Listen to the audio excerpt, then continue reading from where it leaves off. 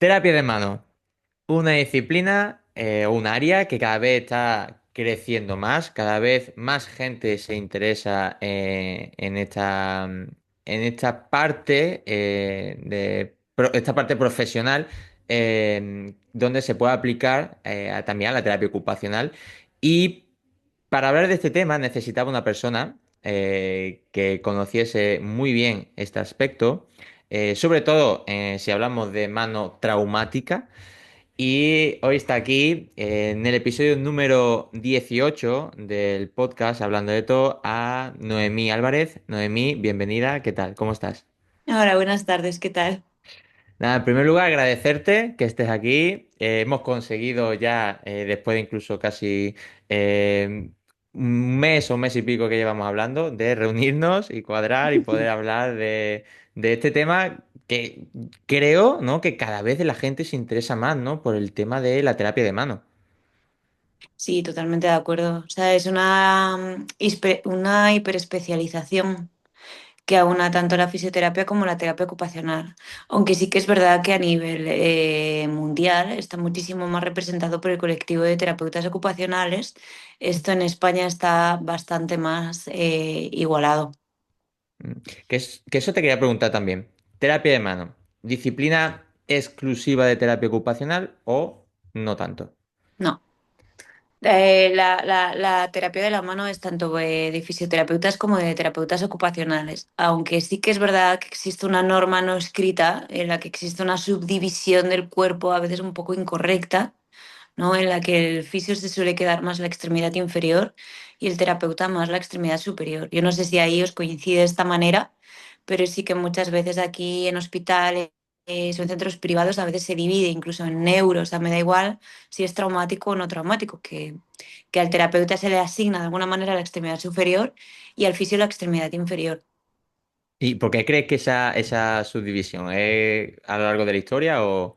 Yo creo que tiene más que ver con que con un interés que parece que nos meten un chip en la cabeza y no somos conscientes y que si te pones a hablar con terapeutas, todo lo que es destreza, lo que es función, es como que de alguna manera nos conecta más. O sea, creo que esa perspectiva biopsicosocial de la que siempre se habla ahora ya era una impronta de la terapia ocupacional como disciplina y ya teníamos el concepto del impacto ocupacional que se produce cuando la extremidad superior no puede interaccionar con el medio, ¿no? O sea, no podemos definirnos como personas, o sea, llegamos a un impacto que llega a trastornar o modificar nuestra persona a todos los niveles. Y desde la fisioterapia, no sé por qué siempre les ha gustado más toda la parte de carga. Entonces ahí tienes cadera, rodilla, tobillo bueno, articulaciones grandes, quizás hombro o, bueno, espalda. Mm. ¿Y por qué una disciplina específica de la mano? ¿Cómo de importantes son las manos en el día a día? Uf, como te lesiones un dedo te das cuenta, ¿eh?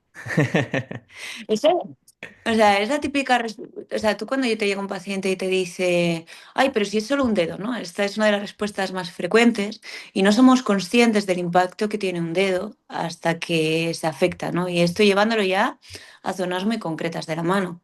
Pero ¿qué es lo que pasa? O sea, las manos, el concepto de mano dominante y no dominante, yo no soy partidaria de este concepto. O sea, yo soy más partidaria de que hay una subespecialización de manos en la que hay una mano que se especializa en destreza y otra en estabilización. O sea, tú estás escribiendo en un papel y estás escribiendo si eres diestro con la mano derecha, que sería la de destreza, pero la mano izquierda está sujetando este papel. Tú estás hablando por teléfono y estás moviendo las manos. Tú estás queriendo acercarte a una persona y el medio por el que interactúas con estas personas son las manos, el método de contacto, ¿no? Entonces esa es la importancia que tiene una mano. Y al igual que es importante, es extremadamente compleja. O sea, la mano tiende a complicarse más que otras estructuras, pero yo creo que esta tendencia a la complicación también es por la falta de la especialización. Al igual que existe la podología y está muy aceptada, la manología, que en este caso es la terapia de la mano, también debería de existir porque el impacto de las articulaciones de la mano es altísimo, tanto a nivel de representación somatosensorial cortical, me da igual de qué hablemos, como a nivel de impacto de que estamos hablando de si nos metemos en tendones que son tendones que tienen un concepto de tendón de deslizamiento y no de carga, es decir, cruzan muchas articulaciones. Luego, una lesión traumática que nos afecta en la muñeca, si es a nivel de tendón, directamente nos puede afectar a nivel distal, a un meta interfalángica proximal, interfalángica distal. Es decir, que el impacto que va a tener es mucho mayor que uno que te puedes encontrar en un tendón de Aquiles que cruza solo una articulación, pero que sí que está preparado para la cara. Mm. Son abordajes diferentes. Claro, como tú decías, no nos damos cuenta de lo importante que son las manos cuando nos lesionamos a alguna parte de la mano y vemos que es complicado hacer algo, ¿no? Yo muchas veces he tenido problemas en el pulgar y tal, de no puedo utilizarlo porque me duele, ¿no? De jugar al fútbol, mala caída, te jodes un poquito el pulgar. Y dices, qué complicado, ¿eh? Y más cuando es una mano dominante. Y la gente ahí es cuando se da cuenta y dice, jolín, es que encima es la derecha, ¿no? Que esta es la respuesta habitual, pero es que dentro de una mano ya, aunque tú tengas un diagnóstico fractura muñeca, ya, pero es que tú te empiezas a sumergir, por ejemplo, en el mundo de las fracturas de muñeca y es a la vez un submundo, ¿no? Que es a nivel de fractura ya únicamente que hables de hueso, ¿no? ¿Cuántos huesos están implicados? ¿Dónde está esa fractura? Si está dentro de la articulación, si está fuera de la articulación, si implica solo un hueso o más huesos, qué huesos, cómo se mueven esos huesos. O sea, es que la trascendencia que tiene es enorme Mm. y Bueno. importantísima. No, tal cual. Y todo tan específico e interesante, ¿no? A la vez que y todo lo que te puede aportar la mano y que en cualquier momento puedas tener un problema y ver cómo esa función que antes podía desempeñar se te complica por completo, es bastante interesante y a la hora de rehabilitarlo también. Pero vamos a contextualizar un poco. La gente te tiene que conocer. Entonces, yo quiero que nos cuentes quién es Noemí Álvarez y cómo llega a ser terapeuta ocupacional e intuyo posteriormente terapeuta de mano. Bueno, te cuento toda la verdad. Cuéntamela. Venga. Yo cuando empecé a estudiar, a ver, yo tuve varias crisis en mi vida, entonces yo no sabía a lo que me quería dedicar. Yo al principio quería ser músico profesional, quería ser artista del rock y quería ser compositora. Yo siempre fui una persona muy creativa. Luego me dio por la escritura y quería escribir. Después de artes me pasé a sociales porque me dio porque quería estudiar derecho. Me gusta Joder, económicas de golpe. qué Y luego cambio, ¿no? en segundo de bachiller superé esta crisis y me volví a ciencias ¿Pero ciencias de la salud o ciencias más tecnológicas? de la salud, de la salud. Vale, Y luego ok. cuando terminé era como, jolín, ahora tengo que decidir qué hago el resto de mi vida. Entonces me dijo mi madre, te voy a apuntar a esta carrera que tiene música y animales y a ti eso te gusta, porque a mí lo de la veterinaria también me llamaba. Y claro, yo estoy de terapia ocupacional y me dio un bajón porque, porque yo sentía que la carrera, sobre todo al fin, cuando la terminé, que era como un quiero y no puedo, ¿sabes? Es como, y yo sentía que había muchas personas ahí dentro que era como, quiero ser otra cosa, no he conseguido ser esa cosa y entonces me resigno a ser terapeuta. Pero yo creo que esto fue una historia que no nos contaron bien. Porque claro, luego tú te das cuenta que la terapia ocupacional es tan amplia como profesión que si no te la especializas te vas a morir siendo una persona holística. Pero holística quiere decir que vas a hablar de todismos y no vas a poder hablar de ningún tema en específico, ni vas a poder hablar de exclusión social, ni vas a poder hablar de salud mental, ni vas a poder hablar de neuro, ni vas a poder hablar de lesión medular, ni vas a poder hablar de accesibilidad, ni vas a poder... O sea, la terapia ocupacional es tan sumamente amplia que es nuestra obligación para protegerla saber de lo que estamos hablando, porque lo que no puede ser es que veamos ahí terapia de la mano y que tú vayas a preguntarle a un terapeuta de los músculos de la mano o, bueno, un fisio, pero aquí rompo lanza por terapeutas y que no se sepa la anatomía. No, porque lo primero que tenemos que tener claro es la base. Y eso ya no es la profesión, somos las personas que defendemos esa profesión, porque al igual que hay gente que abandona la profesión que sea, hay otras personas que si tienen la habilidad de saber defenderla, pueden crear un modelo de negocio muy rentable en torno a ello. Pero ya no es la profesión específica de terapia ocupacional, sino qué es lo que yo hago y qué propuesta de valor yo genero en torno a mi profesión para defender que soy necesaria. Y eso es algo que creo que a día de hoy se debería de enseñar en las universidades, y no estoy yo muy metida en el mundo de la universidad, pero, pero sí que creo que nos hace falta. O sea, esa parte del marketing en terapia ocupacional, porque es necesaria. Pero luego lo que me doy cuenta es que la rehabilitación a día de hoy torna a la esencia de la terapia ocupacional. Incluso ahora no estamos siendo capaces, o creo que podríamos ser más capaces de defenderla de lo que lo hacemos. Falta un poco esa unión. O sea, existen muchas vertientes, ¿no? Pero a mí la que me da pena es esa versión, esa parte de igual, me quejo de lo que me está pasando, de mi situación laboral en este caso, pero tampoco estoy haciendo nada para modificarla.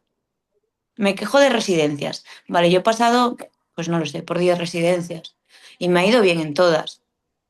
Y he conseguido ser jefa de equipo. Y he conseguido dirigir equipos de fisioterapeutas. Y he conseguido crear unidades de rehabilitación neurológica. Y he conseguido dirigir unidades de rehabilitación neurológica. Es decir, ¿es la profesión realmente? O sea, yo creo que eso es una reflexión interna que deberíamos de hacer. Y luego la siguiente reflexión es qué tipo de terapeuta quiero ser. Entonces, esa es la especialidad. Y cuánto estoy dispuesta o dispuesto a pelear para conseguir ser esa persona a la que aspiro, ¿no?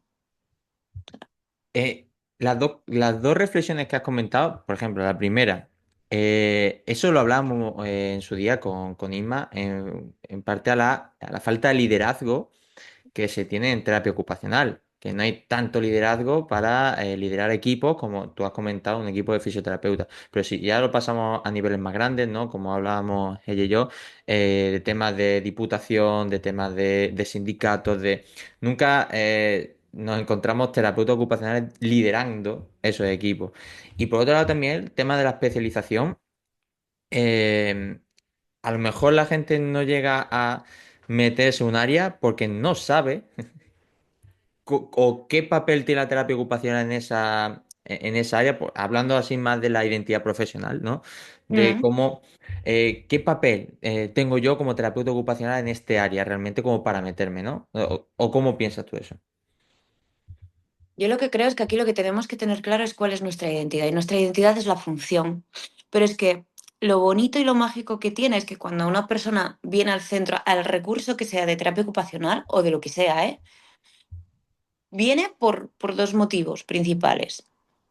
Son tres, ¿vale? Pero voy a quitar inestabilidad, entonces nos vamos a quedar solo con dos. Uno es la función, es decir, ha habido un impacto funcional que a mí me impide hacer algo que me hace feliz o que me da dinero o que me permite ser quien yo soy. O sea, función pura. O sea, y de repente llegar a esa persona y lo que te está gritando es terapia ocupacional. Y número dos, dolor. ¿Pero qué es lo que provoca el dolor? Incapacidad funcional, lo que nos lleva al punto número uno. Es decir, la gente no quiere rangos goniométricos, no quiere saber si ha ganado 7 grados o 15 grados, que también.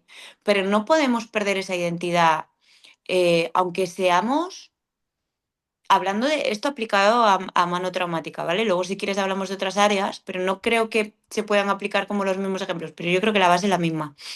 Eh, el paciente te llega y te dice, Jolín, es que no puedo cerrar la mano y quiero tocar la guitarra. O te dice, Jolín, es que no puedo estirar el dedo y no puedo coger un vaso de agua. Aquí en vasos de sidra, claro, tú tienes que poder coger un vaso de sidra.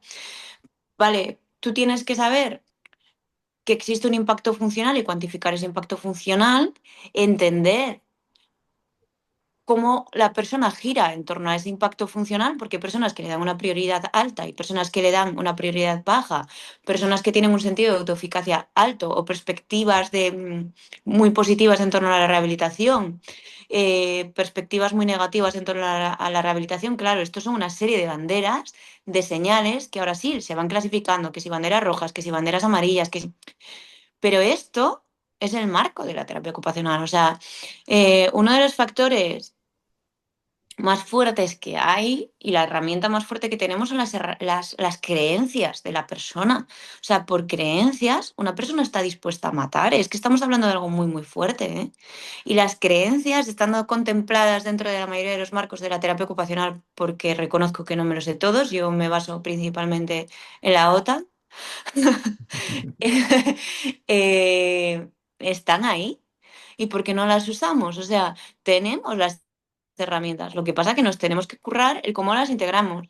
Y este modelo de función, participación y estructura lo tenemos que manejar, nunca mejor dicho, al dedillo. ¿Por qué al dedillo? Porque tenemos que saber cómo la participación de la persona está impactada, pero también tenemos que entender qué pasa en la estructura. Es decir, yo tengo que saber, pues en terapia de la mano, que es una placa de volar, qué son las poleas, cómo funcionan las poleas, cómo se rompen las poleas, qué mecanismos hay, cómo funciona la biología del tejido para poder hacer esto, para reintegrar una vuelta a la función.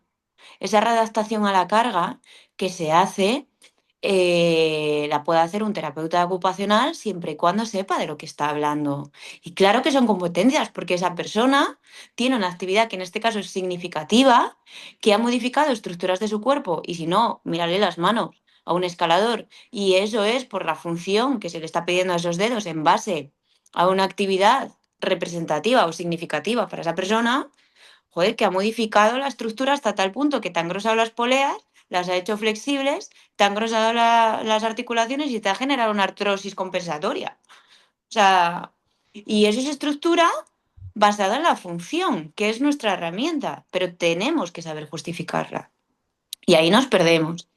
Liderazgo sí se tiene que entrenar, pero hay personas que lo llevan dentro. Entonces lo que hay que hacer es igual saber cómo reconducir esto para que el terapeuta ocupacional empiece a coger un rol de líder dentro de equipos de trabajo, porque es que al final, gracias a esa perspectiva analítica biopsicosocial, eso nos permite derivar mejor, porque sabemos cuándo vamos a necesitar un psicólogo, cuándo vamos a necesitar un neuropsicólogo, cuándo vamos a necesitar un fisio, cuándo vamos a necesitar un entrenador personal. Es decir, cuándo vamos a necesitar todo el equipo terapéutico necesario para que esa persona alcance su máximo potencial tras la lesión, sea cual sea. O sea, no enfoque, que me da igual que sea rehabilitación entendido como vuelta a la situación previa a la lesión, compensador, me da igual. Y el terapeuta para mí es la mejor figura para poder hacer eso. Y esto lo defiendo a capa y espada. Pero hay que tener una habilidad intrínseca de liderazgo, hay que tener una capacidad analítica desarrollada y hay que conocer muy bien también las funciones de nuestros compañeros para saber cuándo y cómo les tenemos que pedir ayuda. Y esto falla. ¿Y cómo crees que podemos cambiarlo? Pues lo primero que tenemos que hacer es saber qué hacemos. Ya, volvemos a esa identidad profesional de antes. Porque yo cuando salí de la carrera era como, pues es que yo no sé ni lo que hago. O sea, te sabes la definición esta de la Wikipedia que ocupa 5 líneas y que te han preguntado en 7 asignaturas, entonces ya por pesadez te la aprendes, ¿no? Pero claro, y luego la típica frase esta que es, las actividades de la vida diaria están desde que nos levantamos por la mañana hasta que nos volvemos a la cama. Y tú te quedas todo happy flower diciendo, puedo con todo, y cuando te dicen a la chat y empieza, dices, pues no sé por dónde empezar, ¿no? Entonces lo primero que tenemos que hacer es tener claro qué es lo que no sabemos y aprender para poder defender. Porque es que si no sabemos quiénes somos y a dónde vamos, ¿cómo le vas a vender eso a nadie si no te lo vendes ni a ti mismo o misma? Es que esto no es el problema del terapeuta ocupacional. Lo que pasa es que el terapeuta ocupacional está en minoría, pero es que eso es una ventaja. Quiero decir, el cómo tú enfoques las situaciones que te vienen pueden ser una ventaja o un inconveniente. Quiero decir, el hecho de ser pocos terapeutas para mí es una ventaja. ¿Por qué? Porque tengo la exclusividad. Entonces, como yo vendo muy bien mi profesión, pues la gente cuando viene a terapia de la mano en este caso, pues no viene con la idea de una máquina, no viene con la idea de un masaje, o sea, viene como en plan, a ver qué leche se hace aquí. Y yo tengo pacientes que son médicos y tengo pacientes que son fisios. Mira, justo ayer estaba yo hablando con un compañero fisio y me dijo, ay, aprovechando que te tengo el teléfono, mira, tengo un caso de una fractura. Hoy justo hablando con otra compañera fisio también, ay, no, mira, aprovechando que te tengo el teléfono, mira, que tengo una paciente con un dedo. O sea, no es la identidad profesional, es que nos empecemos a creer las cosas. Y para creernos las cosas, lo primero que tenemos que hacer es saber. Y antes de saber, tenemos que ser conscientes de que no sabemos tanto como deberíamos, porque no nos especializamos tanto como deberíamos. Igual el mundo de salud mental brilla más, o el mundo de la neuro brilla más, o en el pediátrico sí que la terapia ocupacional tiene muchísima fuerza. O sea, esto va por ámbitos. Pero claro, tú en anatomía y biomecánica. ¿no? Y esto es un debate que surge muchas veces en terapia de la mano, el ferulaje, ¿no? Que no voy a abrir este melón porque es un melón muy grande. Fisios férulas sí o férulas no. No vamos a entrar ahí. Pero anatómicamente, tú antes de hacer una férula de túnel carpiano, necesitas saber pues, que cuando hay un cierre de puño, el lumbrical que se viene a insertar en el flexor profundo entra en el túnel carpiano. Luego tú tienes que bloquear la función de un lumbrical. Luego, si tú haces una férula corta por debajo de un meta, no cumple esta función. Aunque tú tengas la etiqueta que te dice puede hacer férulas. Va más allá el razonamiento clínico, ¿no? Que dices tú, pues no había pensado en los lumbricales. Digo, pues así nos va. Porque hago férulas. Sí, pero ¿qué férula? ¿Para qué paciente? O coges, te empollas un montón de patrones y los usas a diestro y siniestro y toda la rizartrosis van a llevar la misma férula. E incluso aunque te metas en férulas, ¿cuáles son los criterios que tú utilizas para seleccionar el material? ¿Qué nivel de estabilidad le das a ese pulgar? ¿Cómo vas a suplir la pérdida sensitiva que va a suponer esa estabilización externa? Hablas de rizartrosis de pulgar, perfecto. ¿Cuáles son las fases de la rizartrosis? ¿En qué fase estamos? Si hay una destrucción de cartílago, ¿voy a hacer mismas férulas para funcional que para reposo? No. ¿Cuáles son los criterios que voy a tener en cuenta? No es cojo una férula y ya está, sino es el entender y ahora qué va a pasar y qué musculatura reentreno y quiénes son los estabilizadores del pulgar y cómo se altera la propiocepción del pulgar y qué son los mecanorreceptores y qué tipo hay y cómo los entreno, ¿no? Que te pones a hilar fino y se puede hilar muy, muy fino, por eso hace falta especializarse, porque si no todo nos suena, la rizartrosis parece que le suena a todo el mundo, trátala. Que no es tan... Cuando quieres, además, cuando quieres hacer las cosas bien, jolín, yo tengo dos compañeros que están haciendo tesis doctoral solo sobre mecanismos estabilizadores de la base de pulgar. Otra compañera que ha publicado sobre la propiocepción del pulgar, ¿no? Como mecanismo estabilizador de la base de pulgar, la distribución de las cargas, las fuerzas, cómo se afecta. Estos son brazos de palanca que nos los dieron en su día en kinesiología, se acabó el examen y nos olvidamos. Y el ferulaje es la demostración empírica de que conoces la anatomía con brazos de palanca. O sea, ferulizas, sí, pero si te viene una mano quemada, ¿qué haces? ¿Cómo ferulizas? ¿Qué material usas? ¿Sabes? O sea, que incluso dentro de la terapia de la mano a la vez existen hiperespecializaciones, gente que trata quemados, gente que trata amputaciones, gente que trata miembro fantasma, gente que trata mano neurológica, gente que trata mano reumática, gente que trata rigideces o secuelar, gente que trata patología funcional, o sea, plexo, neuropatías. Y esto todo mano, ¿eh? Es que el problema es ese, que mucha abarca, poco aprieta. Y la terapia ocupacional es una pasada porque abarca muchísimo y es una suerte, porque eso va a hacer que nunca nos aburramos, pero mal gestionado esto es un peligro, porque corres el riesgo de que no se te tome en serio porque no eres capaz de defender tus ideas, pero porque tampoco tienes unas ideas claras, porque no has dedicado el tiempo a tener esas ideas. Buf, es que tengo mucho trabajo y trabajo todo el día, llego a casa reventada y no puedo, reventado y no puedo buscar otro trabajo. Vale, pues entonces no te quejes.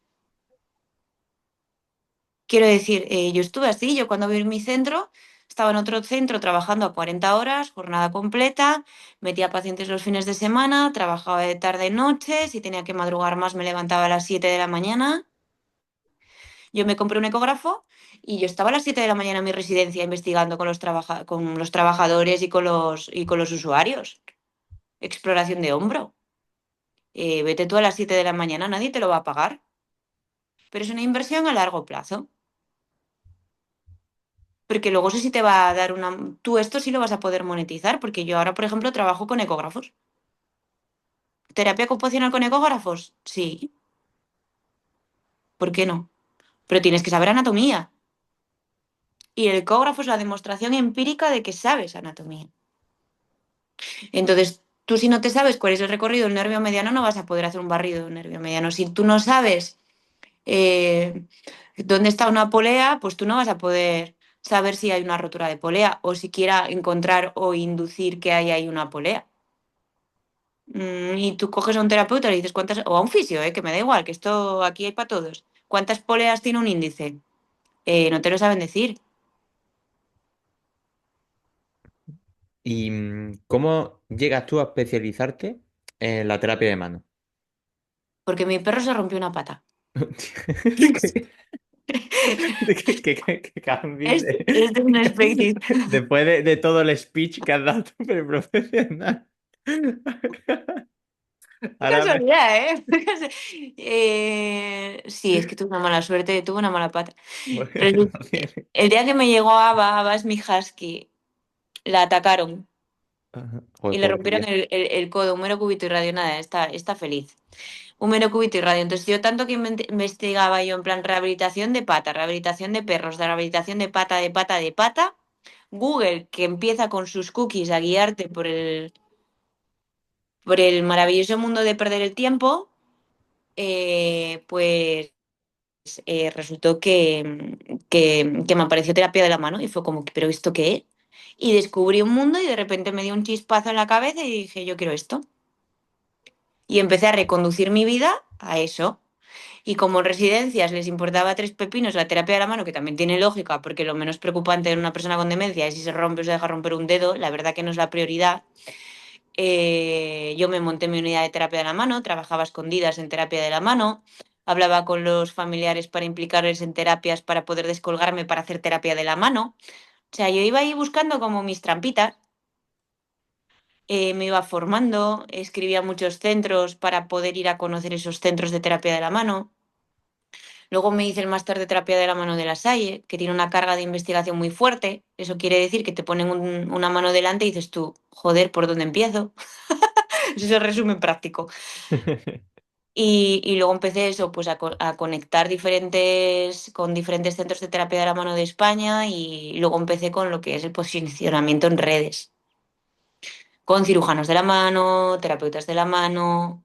Luego empecé a organizar cursos específicos de terapia de la mano. Conseguí que cursos, que aquí me enfado muchísimo, porque yo sé que soy una entidad privada, ¿qué le voy a hacer? Pero, mira, me jode muchísimo, y esto lo digo así, el hecho de haber conseguido cursos de dolor crónico para terapeutas, cursos específicos de hombro para terapeutas, y que sigan sin asistir terapeutas. Es como, no me jodas. Y luego nos quejamos. Luego quieres tratar hombros, pero si no sabes cuántas articulaciones tienen. O sea, es un bajón y conseguir por primera vez cursos abiertos a terapeutas ocupacionales de ecografía, cursos abiertos de hombro, cursos abiertos de neuropatías, de dolor crónico y que no estén representados, me da una pena. Me da una pena porque si queremos cambiar las cosas, la parte uno es invertir con cabeza, que esto no es gastar dinero a lo loco, es invertir para ir ganando ese respeto profesional. Porque si tú no te ganas el respeto de la gente, tú no puedes pretender que la gente te valore. Y así acabé yo en terapia de la mano. Entonces conseguimos montar el primer centro de terapeutas ocupacionales de musculoesquelético. ¿Cómo se llama? Reconecta. ¿Y dónde está ubicado? ¿Allí por el norte? Estamos en Asturias, Reconecta Rehabilitación. Y es un centro íntegro de terapeutas ocupacionales. Y la idea es machacar biomecánica a tope, anatomía a tope, que los terapeutas sepan hacer ecografía, que los terapeutas sepan hacer una exploración neurológica, que los terapeutas sepan hacer una exploración clínica ya no básica, sino avanzada, porque si queremos ser especialistas, tenemos que ser las mejores. O sea, mi aspiración es esa. Y ya trabajamos codo a codo con cirujanos, nos dejan acceder a las cirugías. O sea, es guay, nos tienen en cuenta. Los cirujanos a veces dicen, oye, no, esto te lo mando, tú lo puedes sacar adelante o lo opero. Porque te tienen en cuenta, porque te has ganado y has demostrado eso. Porque todos los días, durante muchos años, has echado 14 horas y has sacrificado parejas, y has sacrificado amigos, y has sacrificado fines de semana de descanso para conseguir eso ahora. Entonces, eso lo tenemos que tener en cuenta. Y es un centro de terapia ocupacional como tal. Y hemos conseguido eso, pues que hay un problema de mano, pues es que la gente nos llama. Eso es bueno, eso, ganarse respeto, claro. porque nos hemos ganado ese respeto, porque lo hemos peleado, porque si no, bueno, esto más por mí, ¿no?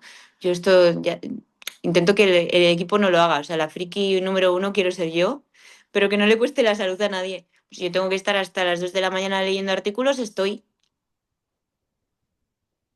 Y si y yo necesito saber si el cirujano pone una prótesis, qué prótesis es, cómo funciona, cuál es el abordaje quirúrgico, cuáles son los resultados que da, cuál es la durabilidad de esa prótesis, cuál es la tendencia, cuáles son los riesgos, qué es lo que yo le puedo pedir a esa mano.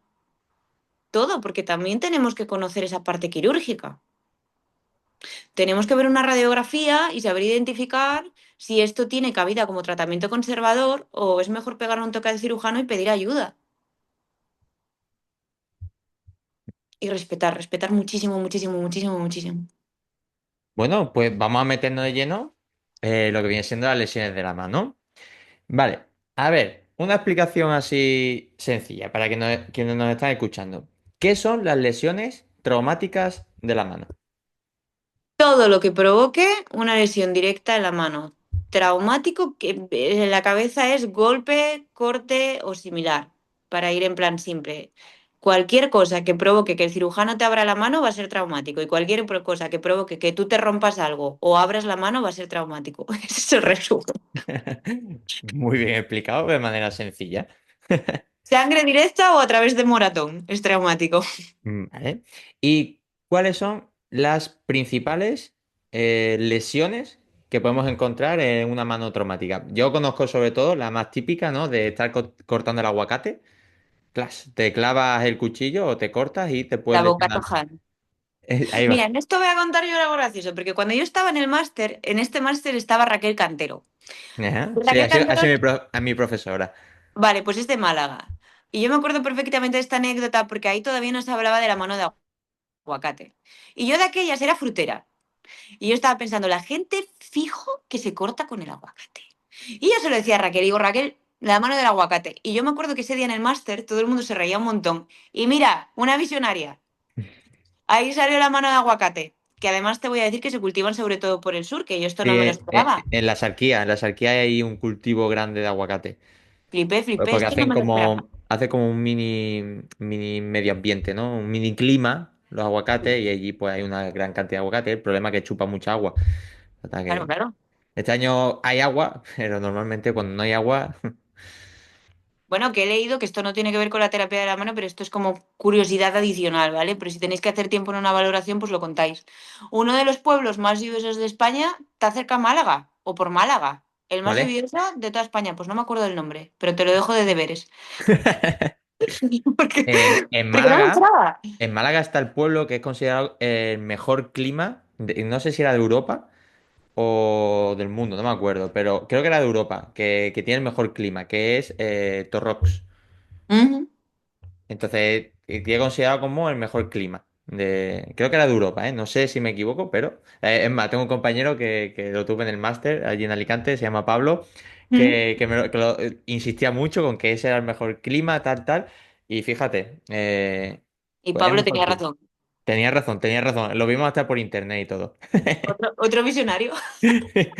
Bueno, entonces eso, ¿cuáles son las lesiones más típicas que podemos encontrar en una mano traumática? Que teniendo en cuenta eso, que lo de la mano de aguacate, yo lo he visto y casi me corto yo también con, con el tema. Es que mira, mano, es muy cuca la mano traumática. ¿Qué es lo más habitual? Cortes o accidentes laborales. La mano traumática es laboral en un porcentaje altísimo. Pues carpinterías, carnicerías. O sea, todas aquellas personas que trabajen con cuchillos o con máquinas afiladas, pues oye, tienen un riesgo adicional de patologías de mano traumática, como tal.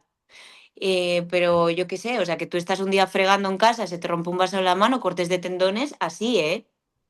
Que ahora la gente no va a lavar vasos, va a comprar todo el mundo lavavajillas. Yo sí, si se venden más lavavajillas, pido comisión, ¿eh? Pero, pero hay muchas veces que son cosas muy tontas, pero muy, muy tontas. El otro día una señora, fui a coger la aceitera del armario, se me rompió en la mano y me cortó el tendón. Me va a tomar por culo. El otro día, una señora, pues mira, que tengo una pistola de topos y la agarré por la zona que estaba cargada, yo no sabía que estaba cargada y me estalló en la mano. Otra, pues estaba fregando en casa y se me estalló un vaso en la mano. Otra, pues me apoyé, había un cristal, no lo vi y me corté. Joder. Pero bueno, son cortes, o sea, y si eres torpe de serie, pues es más fácil que te cortes. Mm. Entonces, sobre todo las lesiones de los tendones, lo que más frecuente te puedes encontrar, ¿no? Cortes, cortes. Bueno, y luxaciones de dedos. Mm. También de deporte, muchísimas luxaciones de dedos. Es que la mano traumática realmente se clasifica casi por provincias, porque según la provincia en la que tú te encuentres, hay lesiones más típicas que otras, y luego también por profesiones. Porque por ejemplo, yo qué sé, si estás obligado a hacer cargas extremadamente altas, pues es mucho más fácil que te lesiones una escáfula lunar. Si eres escalador, pues es muy fácil que te lesiones un lumbrical, una polea, una capsulitis. Si eres, yo qué sé, cajera o cajero, es mucho más fácil que tengas una tendinopatía lateral de codo. Yo qué sé, si eres jugador de balonmano, es más fácil que tengas algún tipo de inestabilidad de hombro. Eh, si trabajas en Galicia y trabajas con guadaña, es más fácil que te cortes el extensor propio del dedo índice, ¿sabes? O sea, luego por cada comunidad tiene su sello. Cuidado con las guadañas, ¿eh? Que cortan extensores. Sí, Ve, yo entonces eso, cada uno tiene su lesión. claro, yo eso lo viví mucho cuando estuve en Noruega haciendo Erasmus, que me tocó la unidad de terapia de mano allí en Noruega, y eran muchas lesiones de tendones, pero porque allí los noruegos eran muy brutos, ¿sabes? Mira, fíjate, es que me acuerdo, nunca se me olvida, era uno que vino una lesión porque hizo como un juego con un compañero en el que cruzaban las manos así, ¿vale? Colocaban y tiraban, tiraban, tiraban y a uno se le rompió el tendón. No me acuerdo de qué dedo fue, pero se rompió el tendón. Claro, Claro. tuvo que venir, tuvo que operarse y tal. Y incluso por trabajo o incluso el Dupuytren, que también allí había muchos que tenían esa enfermedad, entonces era como, joder, qué curioso, ¿no? Pues esto, pero bueno, es que el Dupuytren tampoco tengo yo muy investigada las causas, pero está un poco como en tierra de nadie. O sea, es como un túnel carpiano, que al final son tantas cosas, que si vibración, que si fuerza, que si no sé qué, un factor hereditario, que esto sí que es real, ¿eh? O sea, es Mm, muy fácil encontrar una persona con un Dupuytren y que alguien en la familia ya lo tenga. El Dupuytren, ¿qué es lo importante? Pues al final tú lo que tienes que tener claro es que esto es una retracción de la fascia palmar. Entonces, si tú estás en la aponeurosis palmar y existe esta retracción en un nivel uno, ahora se empiezan a hacer como pinitos de investigación, que yo no estoy muy metida en esto, ¿eh? Pero precisamente a ver si el tema del ferulaje puede ayudar a limitar el avance de la patología. Pero ¿qué es lo que pasa? Que hay muchos dupuytrenes que se desarrollan con un nódulo, pero que luego no avanzan. ¿Sabes? Y tú no has hecho nada, eso no ha avanzado y ya está, se ha quedado ahí herido, todo el mundo es feliz, el dupuytren no duele, o sea que está ahí bien, pues déjalo, él te deja, todo el mundo vive feliz y ya está. El problema es cuando avanza esto te genera una retracción, pues que te llega el típico paciente que te dice no puedo coger un vaso, o también se oye mucho, que justo lo comenté en el congreso con un compañero, el no puedo meter la mano en el bolsillo. Pero es que al final, si te fijas, constantemente volvemos a la función. Gente no te dice tengo una retracción de la fascia palmar, evidentemente te dice, joder, que es que no puedo coger el teléfono móvil. Joder, es que, o sea, va a la función, va a hechos funcionales. Entonces, ¿por qué leches nos empeñamos en ser más médicos cuando lo que tenemos es el lenguaje de la propia persona y somos el vehículo de conexión entre esa parte extremadamente médico-quirúrgica y el paciente? O sea, es la profesión que está mejor ubicada. mm, totalmente. Mm. Me cago en los pites de grado, ¿sabes? Puedo dar el carro.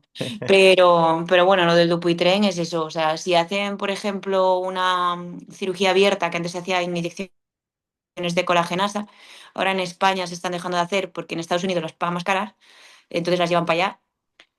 Se están haciendo estudios de estos de contrastas, ¿no? Lo que es cirugía abierta, que la primera indicación casi es tener un terapeuta de la mano al lado, porque si no, esto te genera una retracción. Es que mira tú la gilipollez.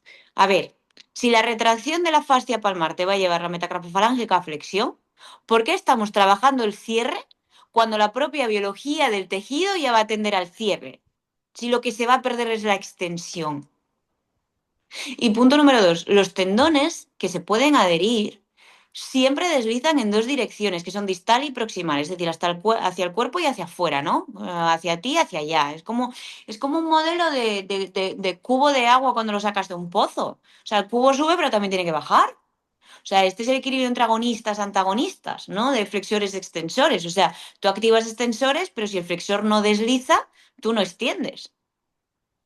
O sea, es así de simple, aunque el extensor no está afectado, sí que secundariamente tiene una afectación a raíz de esa retracción que se puede hacer en la palma de la mano. Entonces dices tú, pero si me ha operado un Dupuytren, ¿por qué estoy peor? Bueno, pues porque nos hemos pasado. Primero, no conocemos la biología de tejidos. Segundo, no la hemos pasado por el forro. Tercero, no hemos tenido en cuenta los tiempos de movilización, cómo movilizar y qué estructuras son las que van a generar retracción, porque esto está más que escrito que las estructuras van a generar rigidez en planos concretos.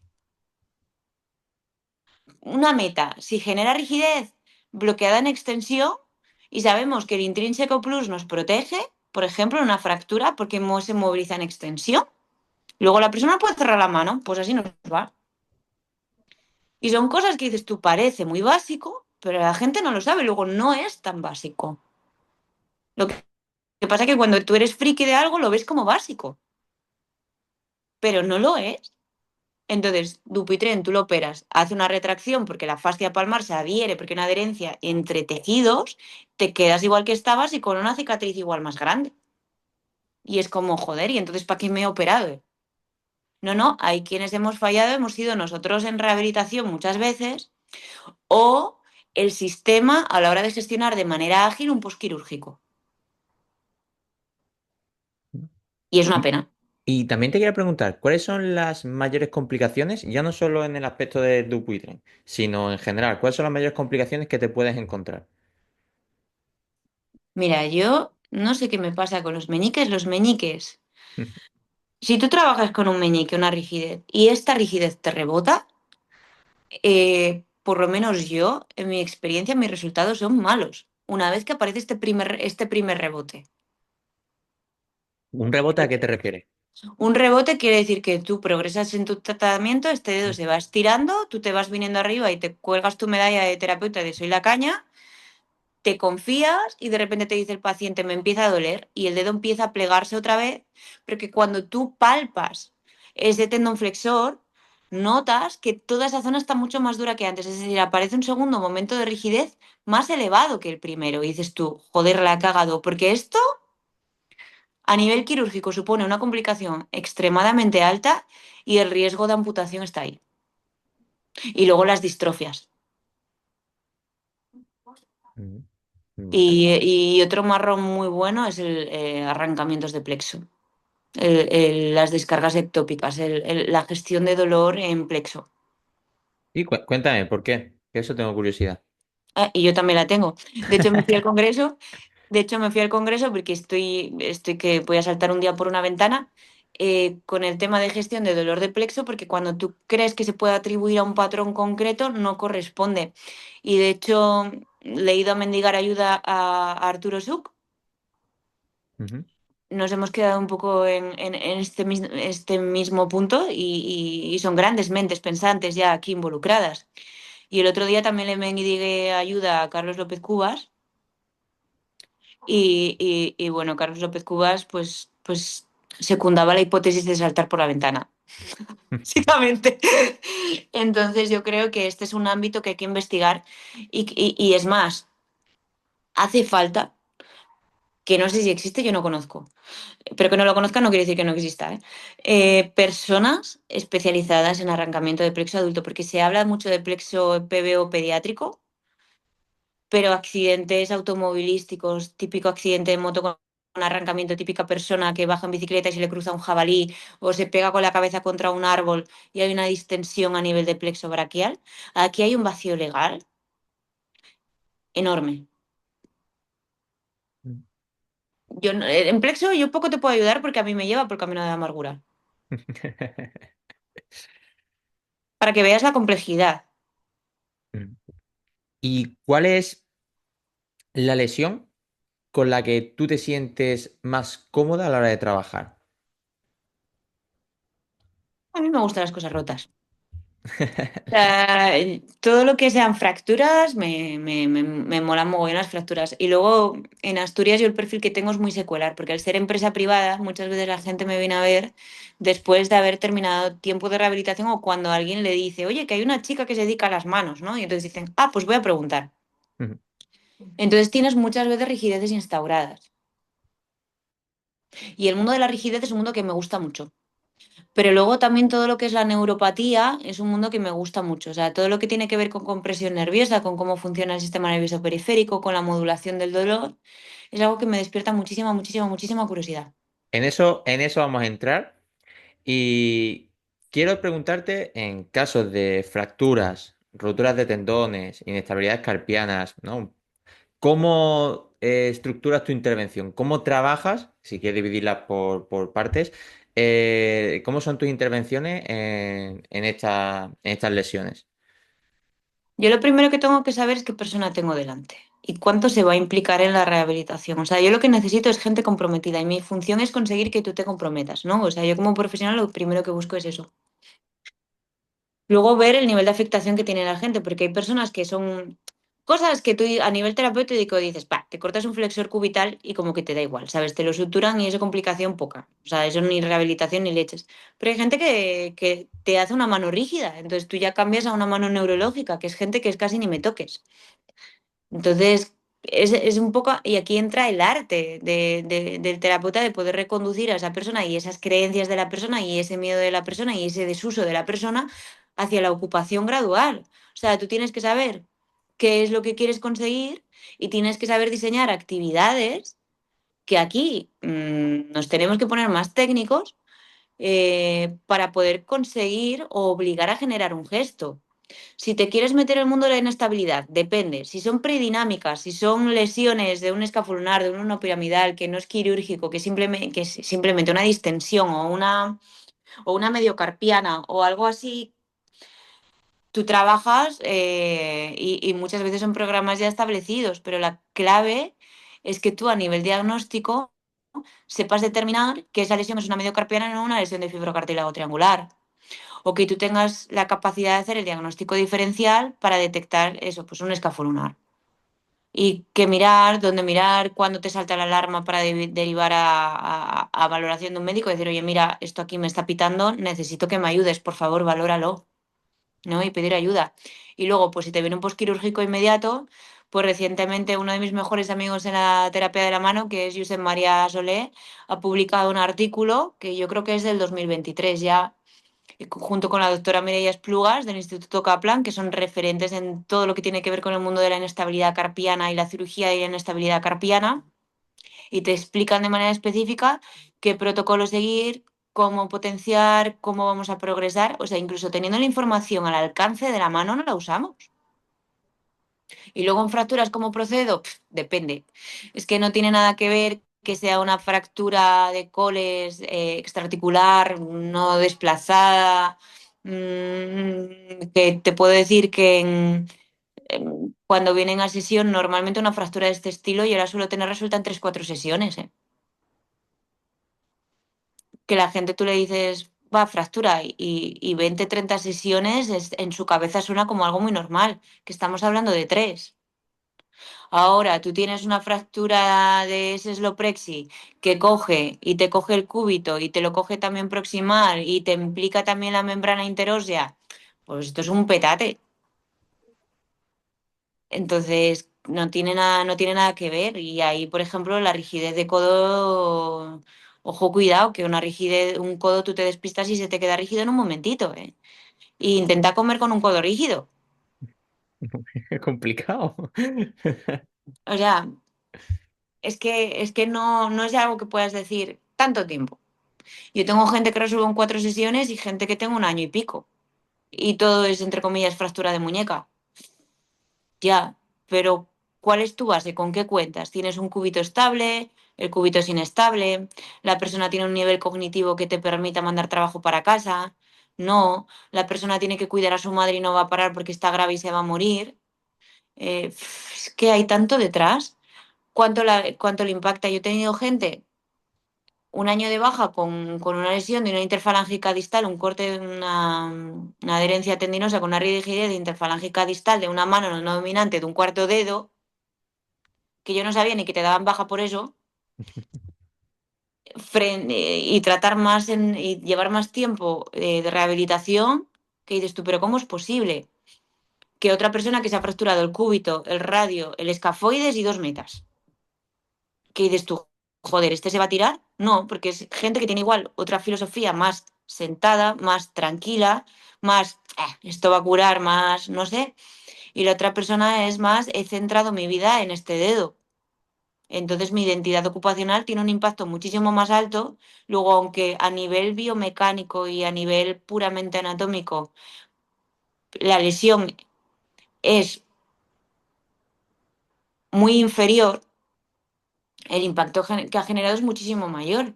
Pero es que nos hemos olvidado de la persona.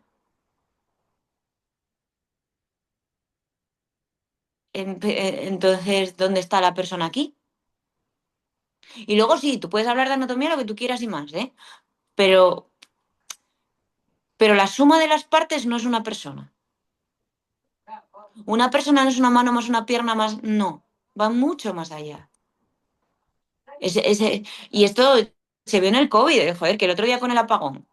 El otro día, joder, es que qué desastre soy para los nombres. Justo ayer leí una reflexión de una chica terapeuta ocupacional espectacular sobre la vuelta a la ocupación. Y cómo- ¿Puede ser de Paula? pues puede ser. Sí, que Me encantó. Me encantó que hablaba precisamente de cómo la ocupación nos conecta a la vida. Y teniendo la herramienta más fuerte de todas, joder, ¿qué pasó en el COVID? Debutaron enfermedades mentales por un tubo, porque hubo un impacto ocupacional enorme. Y sabiendo la fuerza que tenemos, que la usemos tan mal, joder. Yo siento que el terapeuta ocupacional a nivel de qué podríamos ser, para mí el terapeuta ocupacional es como el agua, o sea, es como que se puede adaptar a todo y es extremadamente necesario. Pero el agua, mal controlada, es como peligrosilla, ¿sabes? Es como, mm, es un poco esto. totalmente. Entonces, no, no, las lesiones te sorprenden, aunque estés en trauma, no estás en trauma, estás en una persona que tiene un impacto cuyo origen es traumático, pero tú no sabes qué impacto sobre la persona va a tener ese origen traumático y a qué niveles va a trascender. Totalmente. Mm. Entonces, esto, hasta que no haces una valoración con la persona y empiezas a ver de qué palo va, Claro, y conoces a la persona también. claro. A partir de ahí. Mm. Entonces, tú hay pacientes que ves y dices, qué guay, este paciente se va a implicar. O hay pacientes que ves que no se van a implicar y dices tú, pues más sesiones, ¿qué hacemos? Hombre, también busca esa adherencia, ¿no? De la persona, para esa adherencia al tratamiento, que esa motivación intrínseca, que vaya yendo, que vaya también implicándose aún más. Y eso A ver, incluso más fácil para la recuperación. yo me pongo muy seria. Mira, yo mi trabajo lo valoro mucho, me parece algo muy importante. Entonces, si tú no te vas a implicar conmigo, yo no me quiero romper la cabeza por ti por mucho que me pagues. Prefiero que te vayas a otra persona. Entonces, cuando tú vas con esta filosofía de darte valor o de dar valor a lo que haces, ya la persona te ve de otra manera y dice, no, no, vale, me voy a implicar. Y además que si nos implica lo sabes, luego tú puedes entender altibajos, puedes entender un montón de cosas, ¿no? Pero, y tú tienes que apoyar a la persona y jamás, jamás, jamás, jamás juzgar si una persona hace o deja de hacer, ¿eh? O sea, jamás juzgar. O sea, juzgar es lo peor que podemos hacer porque tú no eres esa persona y no sabes qué mochilas lleva o qué fantasmas le acompañan. Entonces, pecamos mucho también de juzgar a la persona y no sabemos lo que hay detrás y culpabilizar al paciente y lanzar balones fuera. No, no, no. También es nuestra función enganchar a esa persona, ayudarla. Y la vuelta a la vida de esa persona es al final lo que a nivel de salud va a tener el mejor resultado, ¿eh? La vuelta a la vida, que no a la rehabilitación. Ojo. Bueno, continuamos. No. Continuamos. Voy a seguir preguntándote más cosillas. Quiero también preguntarte. el papel ¿Sí? importante, seguro, de la sensibilidad en todo este proceso. ¿Cómo de Uf. importante es la sensibilidad? ¿Cómo se trata? ¿Cómo puede perjudicar a la persona? Porque claro, la sensibilidad hay que ir cogiéndola con pinzas, ¿no? Porque muchas veces incluso con el paso del tiempo se puede ir recuperando un poco por sí sola, ¿no? La sensibilidad para mí es la base. Tú no puedes mover algo que no sientes. Mírate, hubo una vez que me pegó una hostia. Esto fue muy gracioso, mira.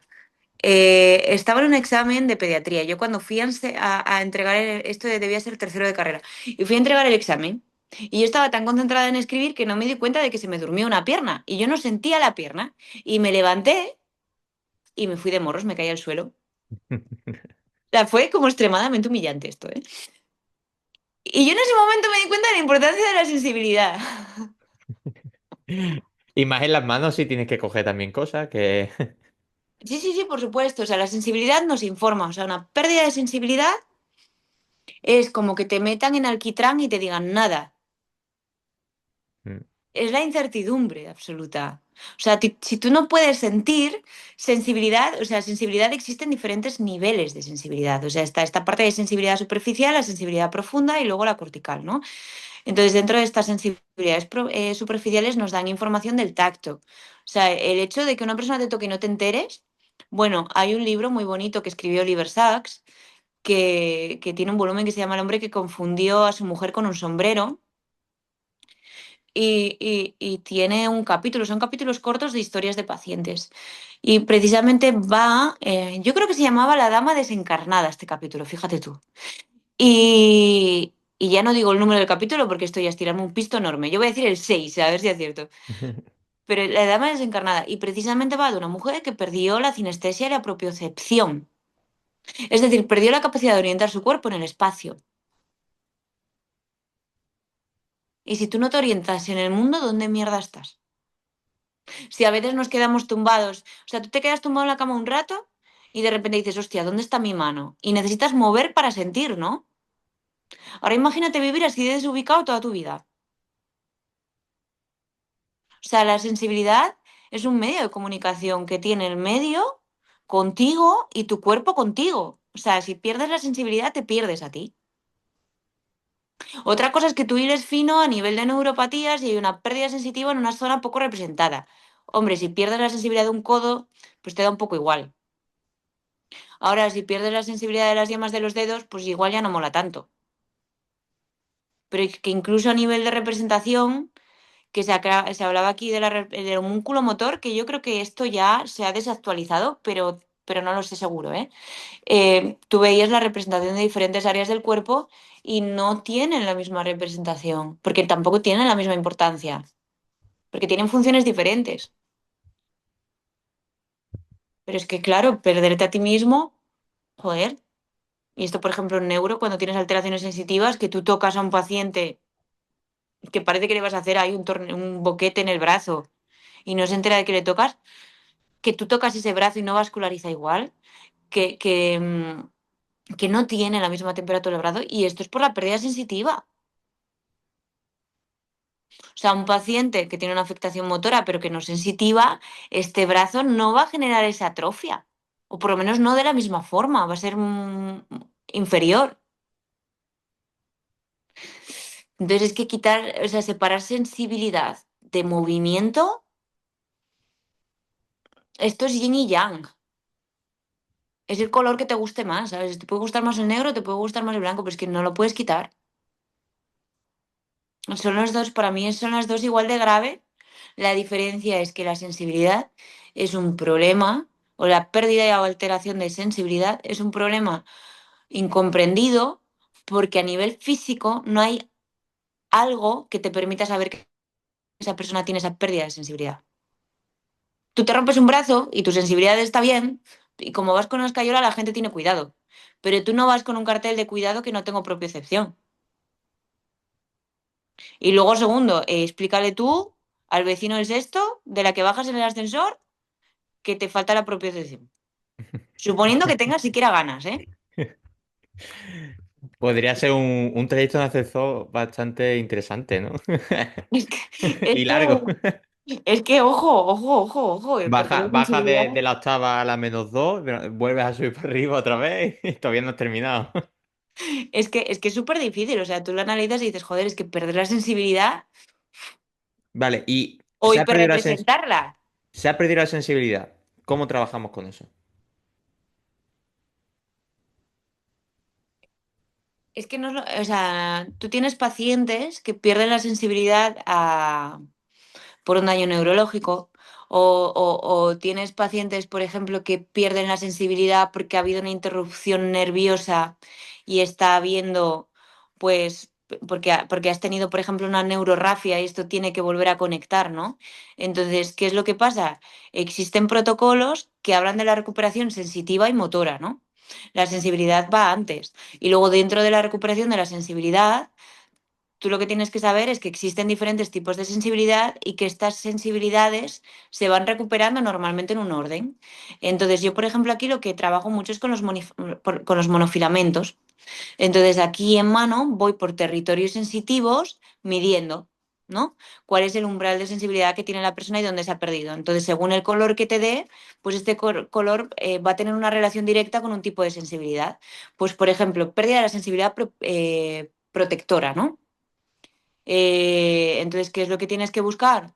Pues modelos atencionales que centren precisamente esa discriminación de estímulos y luego un biofeedback con el lado no lesionado para que pueda hacer un análisis comparativo de qué es lo que siente y qué es lo que debería de sentir y cómo se va aproximando. Entonces, ayudar a reconducir este proceso. Y de hecho, hay un señor que se llama Claude Spischer, que yo creo que está en Suiza.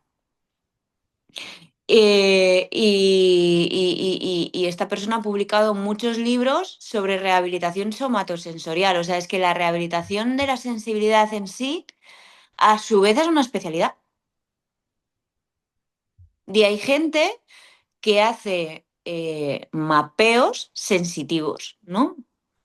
Y luego hay gente que hace mapeos de dolor, ¿no? Para ver cuál es la distribución que sigue este dolor, etcétera, en qué territorios anatómicos, cómo trabajo estos territorios. Y tú vas haciendo, pues, mediciones, yo las hago cada 2 meses y comparas si este área que tú has medido con esos monofilamentos en zonas específicas se ha modificado o no.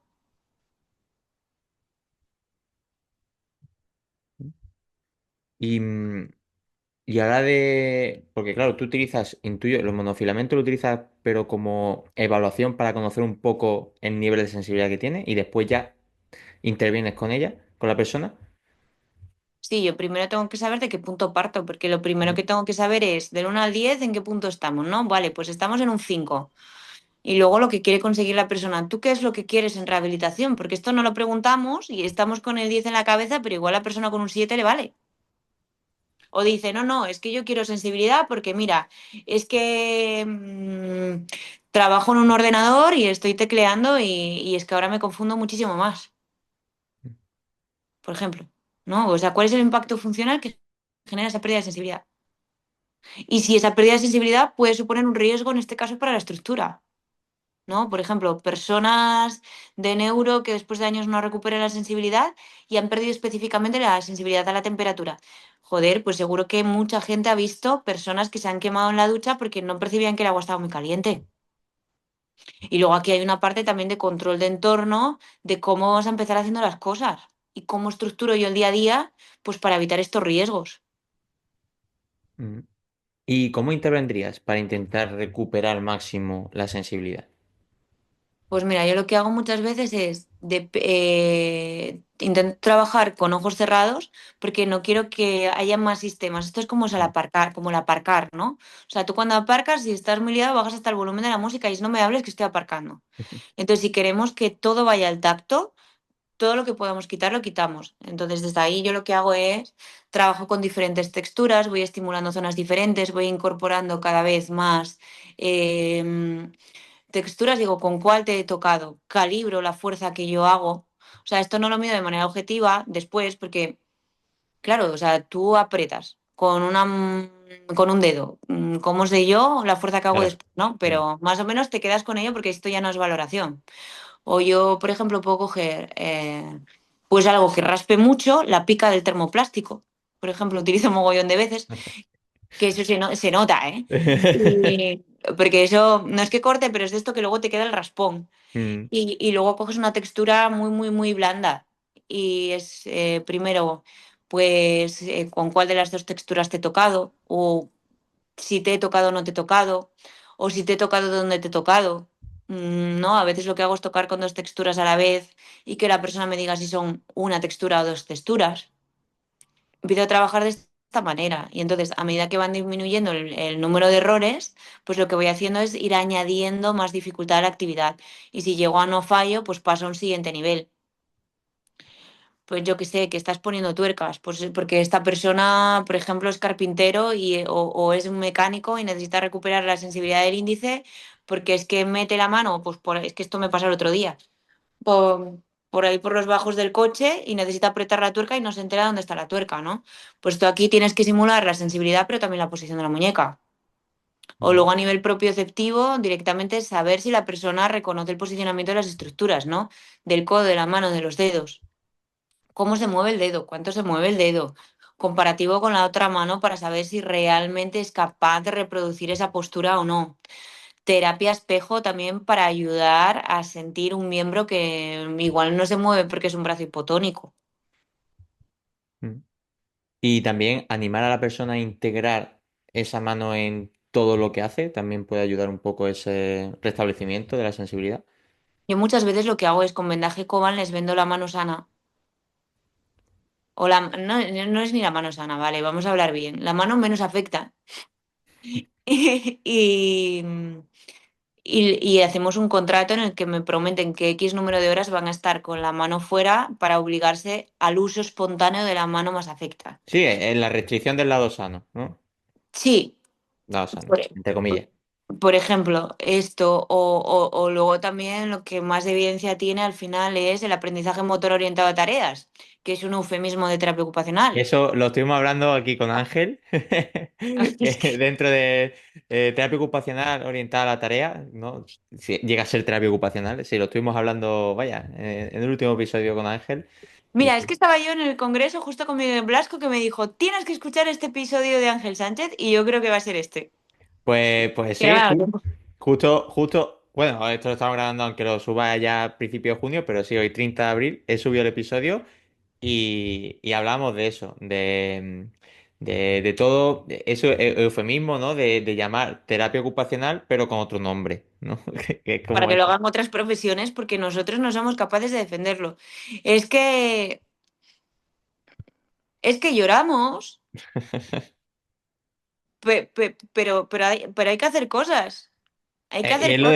lo decía, hay que hacer, que eso es lo que falta muchas veces, hacer. Lo que no puede ser es que estemos hablando de modelo de aprendizaje motor orientado a tareas y que estemos hablando de esto y que otra persona sea capaz de justificar desde otra disciplina la ocupación mejor que un terapeuta. Porque entonces ahí ya saltas por la ventana. Mm, Dices tú, es que no es la profesión, es quién la argumenta, porque hay gente que gana juicios y gente que los pierde. ¿Es la abogacía? No, es el abogado, es la persona. ¿ves? Y, es, y, Buena esto, comparación. y esto es lo mismo, pero no se ve tanto, igual no tiene esa asociación tan causa-efecto. Mm, Lo hago mal, luego pierdo un juicio. mm, claro. Esto es como es la profesión. No, eres tú. Quiero decir, a mí me va bien y yo estudio terapia ocupacional. Mm. Es la persona y hay muchos terapeutas a los que les va muy bien, muy, muy bien. Todas maneras, también más adelante me gustaría, no sé, invitar a Ángel o algo para hablar un poco de eso, ¿no? De terapia ocupacional orientada a la tarea y de mitificar, ¿no? Todos esos mitos que existen ¿no? De no llamar esto por su nombre, ¿no? De que esto es terapia ocupacional, no es un modelo orientado a la tarea, como lo describen. Entonces, eso ya, pues, lo tengo pendiente para la temporada que viene, que son muchas las ideas que vienen y van. Así que, bueno, quiero comentarte también y preguntarte por otro componente importante en la rehabilitación. Seguro, muy importante, y ya has comentado antes, que sería el dolor. Ah, El dolor, por tu cara y por como es conocido, es lo más incapacitante en el día a día de una persona. Clarísimamente, el dolor. ¿Cómo trabajas con el dolor? depende qué tipo de dolor. Yo lo que trabajo con el dolor es no provocar dolor. Pues Esto que parece una obviedad, sí, pero esto es que parece importante, una ¿no? obviedad, se nos olvida.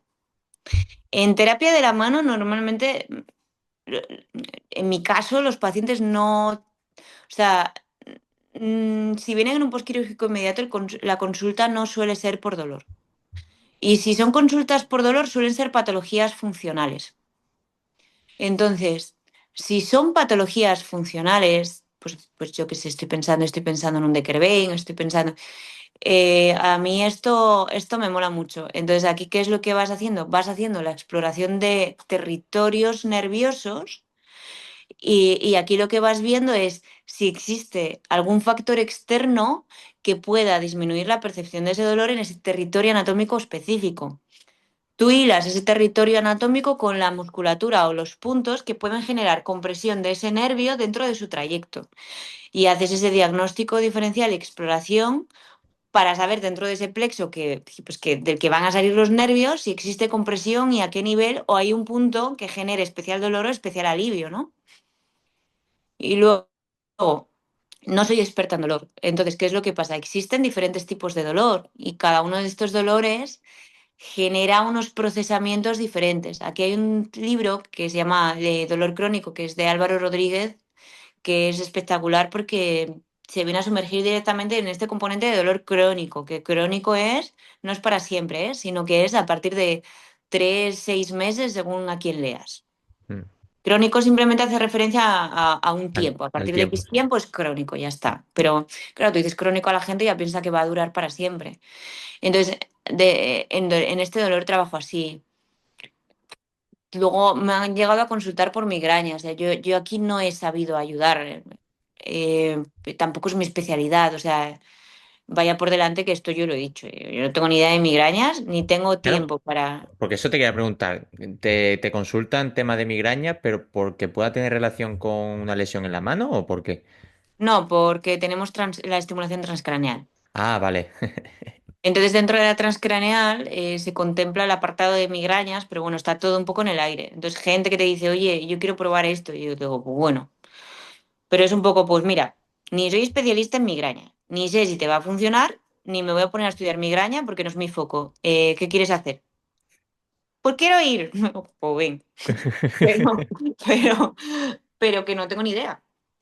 Y de hecho, la paciente de dolor crónico que yo llevé el curso de dolor crónico fue precisamente una paciente de migraña, porque es como, joder, que al final, además es que la mujer era majísima y era como que realmente ya cuando la gente cruza la puerta, aunque tú digas que no, es como que sí que realmente la quieres ayudar y sí que realmente me puse a leer sobre migrañas, que fue como, mierda, ya me estoy dispersando otra vez, pero que realmente dices, joder, ¿qué puedo hacer yo que le regalaste un casco de frío a esta mujer a ver si funcionaba para mí?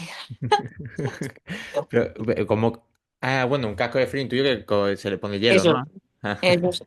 No, no, un casco especial que se pone Ah, vale, vale, ya sé cuál que dice. alivia Sí, el dolor de cabeza, sí, pero sí, luego, sí. claro, tú te empiezas a meter en cefaleas y esto es otro melón y ya se me estaba yendo un poco del tema esto. Mm, Cefaleas tensionales, cefaleas no sé qué, es como, joder. O sea, es interesante que sepas que existe, que lo conozcas para saber si existe algún profesional al que tú puedas acudir o al que tú puedes derivar a ese paciente. No para que lo trates tú, que te diga, haz esto, esto y esto. No, no. Vamos a derivar, vamos a cuidar también a los otros profesionales para que nos cuiden. mm. Entonces, el dolor, pues, es que depende, pero tampoco es mi foco. O sea, yo el dolor que me trae por el camino de la amargura es plexo. ¿Y qué se puede hacer? No lo sé. Así que si te enteras, dímelo. Vale, a ver si en algún momento consigo contactar con un terapeuta de mano especializado en, en dolor en el Plexo. plexo. Yo, Esto cuando es lo tenga, te mando el episodio, ¿vale? Janine Jaró. ¿Quién? Janine Jaró. Pero, Janine Jareao. ¿habla español? Sí, sí, sí, sí. Viene muchas veces con Aitona a España y da formación en plexo, da formación en la movilización del edema Pues nada, Y otra cosa, electroterapia para terapeutas, ¿eh? pues después me pones el nombre y yo ya hago resto, intenta contactar. Perfecto. Eh, y eso te quería preguntar también, otro componente, el edema, ¿no? Porque el edema también puede ir asociado muchas veces a la lesión. ¿Cómo trabajas con el edema? Yo trabajo muy bien con el edema. El edema es, el edema es bueno o es malo dependiendo de la fase biológica del tejido en la que te encuentres. Es decir, el edema no un posquirúrgico inmediato, o sea, desde que se produce una lesión en la piel hasta que se produce una fase inflamatoria pasan unas horas. O sea, tú te pegas un corte, pero en ese momento el corte, o sea, no tiene relieve, no tiene rojez, no tiene... Estás como demasiado ocupado tu cuerpo en cortar esa hemorragia como para andar hinchando cosas, ¿no? Entonces, una vez que se corta esta hemorragia, sí, como a las 12-24 horas, ya empieza a aparecer toda esta fase inflamatoria. O sea, está como esa prefase y luego ya sería fase uno por decirlo de alguna manera, que sería esa fase inflamatoria. Un edema en una fase inflamatoria es normal. Un edema en una fase fibrótica no es normal. Entonces, ¿cómo trabajas con el edema? Bueno, desde luego con calor no, ¿vale? Porque pasa posquirúrgicos o ya no posquirúrgicos, fracturas de radio con placa, que la indicación igual de primera línea es parafina y tú tienes una mano a la que le acaban de retirar un yeso y tú le metes parafina a la mano y tú disparas esa fase inflamatoria. O sea, ¿por qué hacemos esto? Entonces disparas el edema. ¿Cómo controlas el edema? Yo aquí utilizo vendajes cohesivos, utilizo técnicas de drenaje manual, utilizo ganchos, utilizo función en elevación y utilizo frío. Vale. Y para la gente que le pueda picar esa confusión, ¿edema es igual a inflamación? No, ¿Por la qué? inflamación es una fase y el edema es una consecuencia. El edema es un aumento de volumen objetivo de un tejido. Ujú. Porque hay un sistema que es el sistema linfático que tiene que estar bombeando y que funciona directamente con el propio movimiento y el hecho de provocar una inmovilización muchas veces conlleva que el no poder hacer esto provoque una hinchazón de la mano. Entonces esto es lo primero que tienes que gestionar porque el edema sí que es como un río, o sea, tú lo tienes que reconducir y si no lo reconduces se va a quedar donde pille.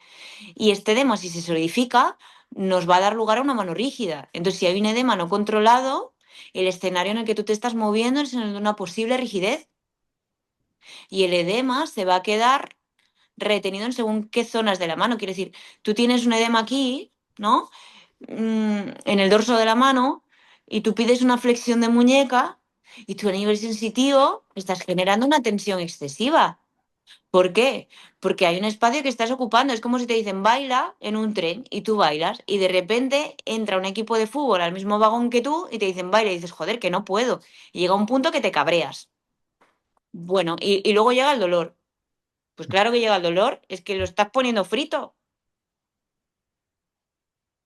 Entonces, pues es muy importante. Y luego, ¿qué es lo que pasa? Que si este edema gana consistencia, la rigidez sigue una serie de patrones. Por ejemplo, una meta se va a generar, probablemente se quede rígida, es más probable que se quede rígida en extensión. Una interfalángica proximal es más probable es probable que se quede rígida en flexión de 30 grados. La interfalángica distal es más freestyle, según cómo le vaya dando. Pero, o sea, que como que cada articulación a su vez sigue su patrón. Entonces, ¿qué es lo que pasa? Que si tú tienes la habilidad de reconocer los patrones de rigidez y tú tienes la habilidad de reconocer que si no has tratado ese edema y estás fuera de una fase de edema, ya estás moviéndote dentro de un territorio de complicaciones y es tu prioridad terapéutica abordar esto y no lo estás haciendo, no le pidas movimiento a la mano, porque es como si a ti te meten en una caja de cartón, ¿sabes? De la que acabas de sacar la tela y te dicen, muévete, no puedes, pero porque no tienes el espacio físico para poder generar ese movimiento. Mm. Y esa idea de que con el movimiento podemos ayudar a reducir el edema, ¿es real, no es real? Sí, sí, claro que es real. Maravilloso. O sea, esto tú lo ves en una residencia, las señoras mayores, porque hay más normalmente. Tienen todos los pies que parecen elefantes. ¿Por qué? Porque ¿qué es lo que no mueven? Los pies. ¿A dónde va el edema? A los pies. O sea, tienes falta de movimiento más gravedad. Eso es un combo para edema. Mete entrenamiento de fuerza, a ver qué pasa.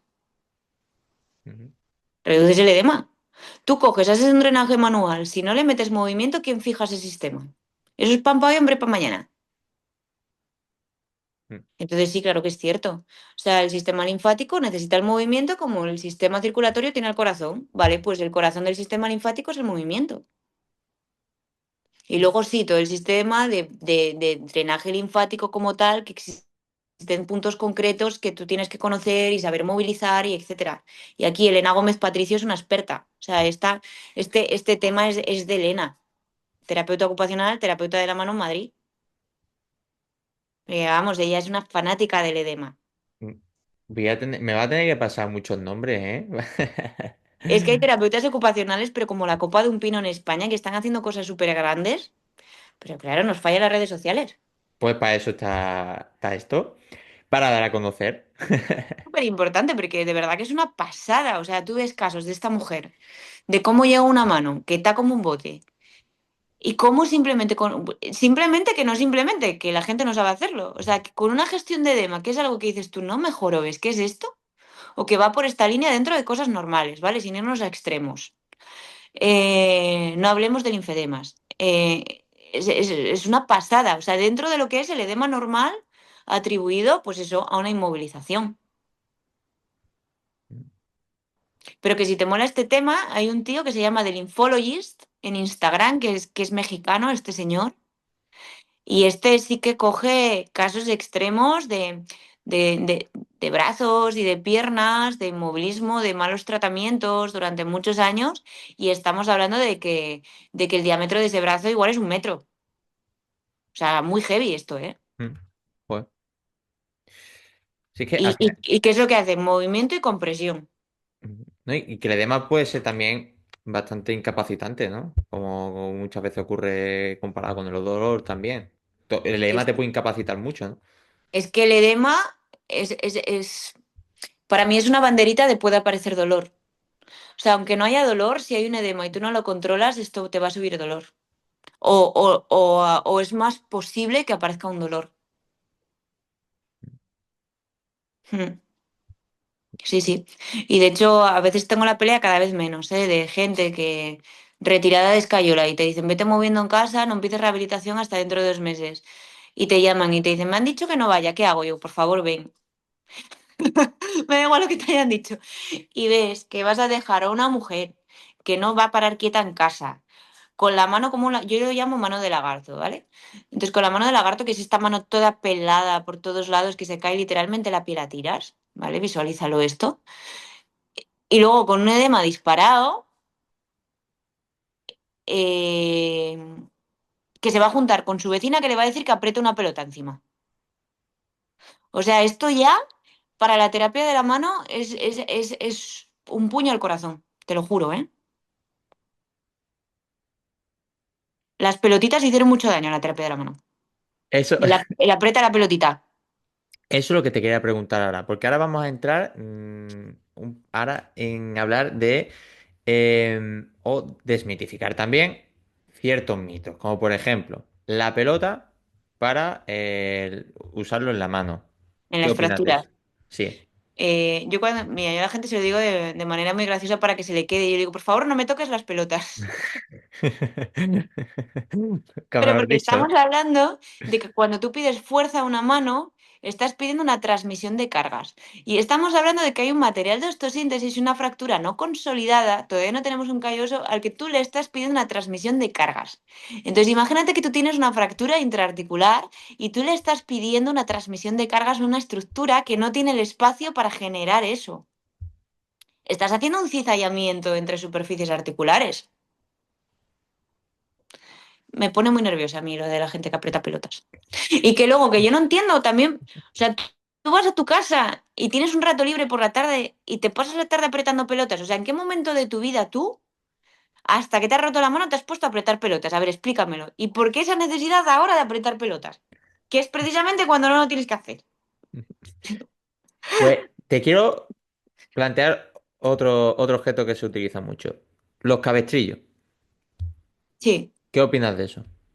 Es que, a ver, es que aquí, ¿qué es lo que pasa? Te ponen un cabestrillo porque te meten un yeso que pesa un huevo, entonces alguien lo tiene que sujetar y la persona no puede. Entonces le metes un cabestrillo y eso que te permite, dentro del edema, como no tenemos la fase de movimiento más allá de hombro y dedos que hay que mover, el cabestrillo lo que te permite es esa parte de elevación, siempre y cuando la mano esté por encima del codo, que este es el problema, que la gente va con un cabestrillo mal colocado. Entonces solo te vale para que te duela el cuello. Sí, a ver. Pero la función del cabestrillo es descargar el peso de la escayola. Conclusión, más terapeutas de la mano, más terapeutas ocupacionales que hagan ferulaje, que te permita poder inmovilizar con la misma consistencia que un yeso, pero con ventilación y con un peso muy inferior para que la persona pueda desde el minuto uno sujetar su brazo. Entonces, desde ese momento tú puedes mover, tú puedes limpiar, tú puedes tocarte la mano, le entra aire. Estás privando de la sensibilidad a esa mano. Ujú. Y contra, es mucho más fácil hacer cualquier tipo de retoque. Y en aquellos casos donde no haya escayola, pero sí han puesto un cabestrillo, a lo mejor en sus luxaciones de hombro o tal. Claro, aquí ya te estás metiendo en hombro. Entonces, ¿qué es lo que pasa? Que si tienes una distensión de tejidos blandos y tú lo que necesitas es darle esa estabilización al hombro, tú necesitas una captación. Entonces, puedes poner cabestrillo, yo pongo un decaptador, o sea, un captador de hombro. Es que es depende, pero si tú lo que tienes es una inestabilidad y lo que quieres ganar es esta estabilización, pues con un coaptador tú lo que consigues es esto. Y de manera paralela tú vas haciendo un reentrenamiento de las estructuras que le van a dar esa estabilidad dinámica al hombro para que no se para tratar de que no se te subluxe otra vez, que desde la primera subluxación hasta donde yo sé es como mucho más fácil, que el hombro no es ya mi ámbito tan conocido, que se vuelva a luxar. Ujú. Vale. También te quería preguntar, ¿crees que se excede demasiado con los tiempos de inmovilización? ¿Se inmoviliza demasiado? Depende. ¿De qué? Te digo que sí, te digo que no. El cirujano lo que va a querer siempre es proteger su cirugía. Si tú coges y haces una plastia o haces una cirugía de fibrocartílago y llegas al día uno y le ponen peso y le pones a hacer pronosupinación a la persona y te cargas la plastia, pues el cirujano dice a tomar por saco, le meto aquí una escayola y esto no lo mueve ni Dios. Y tiene razón. Y luego tienes a los terapeutas que van llorando o vamos llorando, por favor, mándame los tendones ya, pero tú tienes que saber qué sutura hay ahí y cuál es el nivel de fuerza que le puedes, porque aquí está la distinción entre una cosa es fuerza o carga y otra cosa es deslizamiento tendinoso, que no es lo mismo. Tú tienes una sutura, un tendón recién suturado, 24-48 horas, te llega y le pides fuerza, te petas la sutura.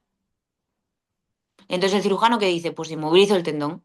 Y cuando se desinmoviliza el tendón porque le han quitado la escayola o lo que sea que le hayan puesto, no mueve porque se ha adherido.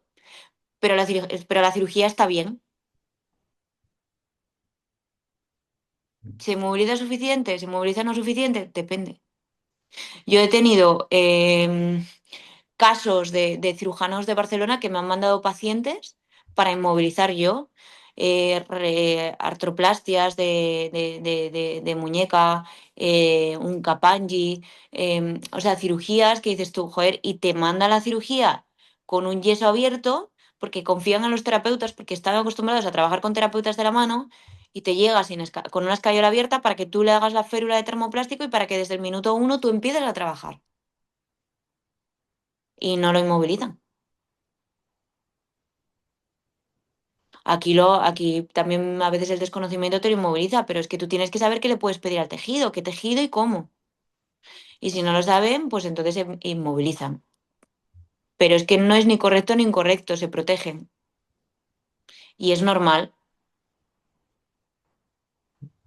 ¿Qué es lo que podemos hacer para cambiar esto? Mejorar la comunicación. Pregunta, ¿cuántos profesionales que quieren mejorar en su puesto de trabajo han ido a visitar al médico, han ido llamando puertas, asumiendo muchos noes y algún sí de vez en cuando para conseguir cambiar las cosas? Porque yo me tiraba días enteros visitando médicos para que creyeran en mí, a coste cero para ganarme su respeto. Y ahora sí consigo, oye, porfa, quítame esta movilización y me la quitan.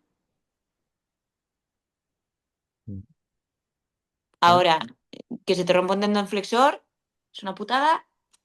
A mí todavía no me ha pasado porque no me suelen venir en posquirúrgico, pero a la mayoría de mis compañeros algún susto sí que le han podido dar, incluso que se han podido romper de manera espontánea o lo que fuere. Y claro, esto es indicación quirúrgica inmediata, es una putada como un campano. Claro, porque otra vez volver al quirófano, abrir otra vez la cicatriz, otra vez Y suturar. volver a unir cabos tendinosos y a ver qué tal están. Mm, Claro, claro. O sea, ojo que no es moco de pavo. O sea, una sutura te aguanta en extensión 10 minutos de fuerza. mm, Te están diciendo que en las primeras semanas, y hay muchos protocolos, ¿eh? No superes 200 gramos de la fuerza. ¿Qué coño hacemos apretando una pelota? Es que hacen virguerías. O sea, es que los cirujanos, si no se te rompe si tú no le rompes, si ese paciente no se rompe el tendón, ha sido un milagro quirúrgico esto. O sea, hacen unas suturas que te cagas. Pero luego vienes a apretar una pelota que no has controlado la fuerza, pero tú en un dinamómetro le pones, igual te está haciendo 10 kilos cuando estamos hablando de que son 200 gramos, pues normal que le pongan el yeso. Entonces es que depende del equipo que tengas. Todo depende del equipo que tengas. ¿Es mucho o no es mucho? La respuesta corta es sí, es mucho tiempo de inmovilización a veces. Pero la siguiente respuesta es coma, normal. Porque si luego vamos haciendo el cabra, perdemos oportunidades en rehabilitación, ¿eh? Y esto ya hablo de todo el equipo de rehabilitación. mm. Tenemos oportunidades de oro para hacer las cosas bien. También te quería preguntar si con frecuencia, ¿no? En cuanto a ferulaje, Mm. con frecuencia sueles hacer férula con los usuarios que tienes, con las Sí, lesiones traumáticas. para todo. Pero más orientadas a férulas de reposo o más orientadas a férulas de, no para realizar actividades más Si es dinámicas. patología funcional, ferulaje funcional para conseguir integrar en el día a día. Hubo un reto que tuve con una oboísta que tenía un Decker Vein, pero la infiltraron. Entonces, mujeres jóvenes muy delgadas, la infiltración como tal está contraindicada. Entonces, ¿qué es lo que generó? Generó una atrofia grasa, pero ella estaba a un nivel muy alto. Entonces, lo que tuvimos que hacer fue como una esférula de Decker Vein, pero no podíamos perder la sensibilidad, porque ella tenía que apoyar el pulgar, ¿sabes? O sea, es que no había a tu tía y yo toco también, o sea, no, evidentemente no ese nivel, ¿no? Pero es que si no puede tocar, es que le jodes la vida, literalmente le jodes la vida a esta persona. Entonces hicimos una férula en la que tenía un punto exacto que encajaba en el oboe para que ella pudiera sentir el apoyo que tenía, pero que toda la carga se la comiera la férula y yo pasaba la carga a una articulación grande que en este caso era el codo, por ejemplo. En el caso de rigideces, si tú haces una buena gestión de ferulaje, el ferulaje es un terapeuta 24/7. Y la rigidez se vence con un cansancio constante de baja carga. Y lo único que cumple estos criterios es el ferulaje. Entonces, toda la rigidez, o sea, rigidez y ferulaje es un must. Tú tienes una rigidez interfalágica proximal. El otro día me llegó una chica con una rigidez interfalágica proximal con un año de evolución y llegaba con una articulación a -45 grados. Cuando vino a la siguiente sesión ya estaba en -10 y cuando se fue de la sesión estaba en cero. Y estamos hablando de que fue una sesión de valoración más una sesión de terapia. Pero porque el ferulaje lo tuvo 3 semanas, 21 horas diarias. O sea, estamos hablando de que estás teniendo un terapeuta 140 horas semanales, creo. Claro, no es que tú estás concentrando la terapia con la dosis adecuada, es la dosis adecuada, es la dosis lo que marca la diferencia. La dosis es lo que hace que el agua sea necesaria o te mate.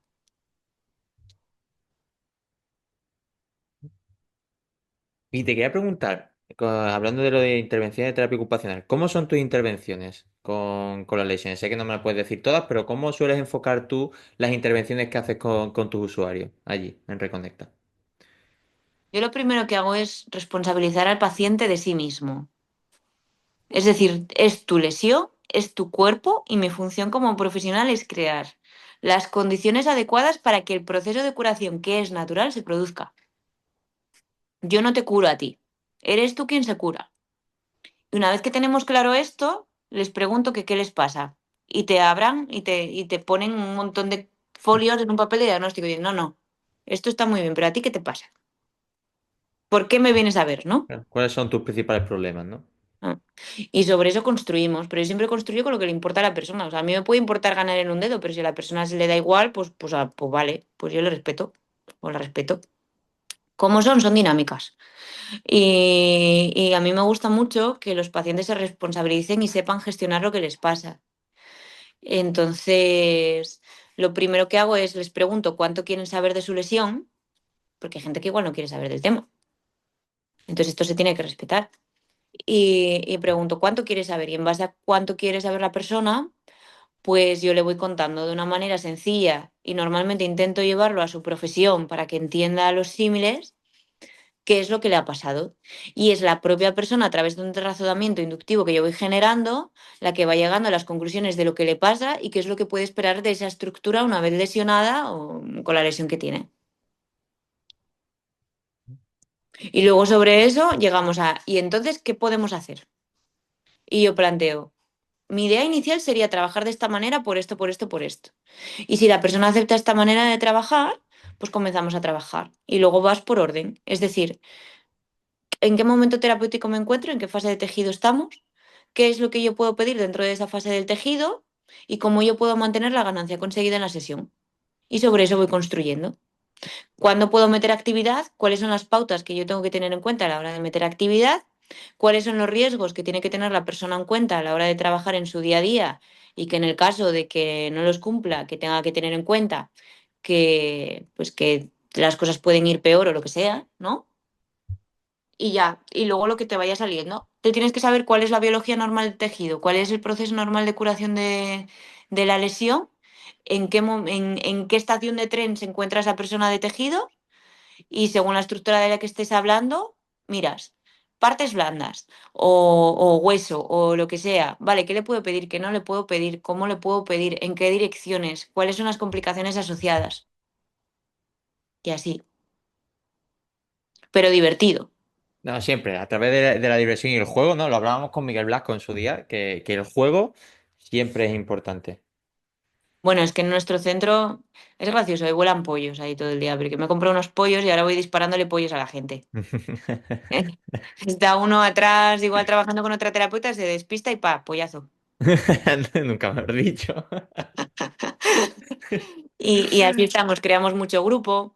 También gente que tiene muchas dudas, procuro agruparles con personas que tienen patologías similares o misma patología, pero con un nivel de alerta muy bajo, para que puedan ver lo que va a pasar, ¿no? Mm, O para ah, que puedan ver cómo se gestiona otra persona, cómo hace cosas si no tiene ese dedo, cómo... mm.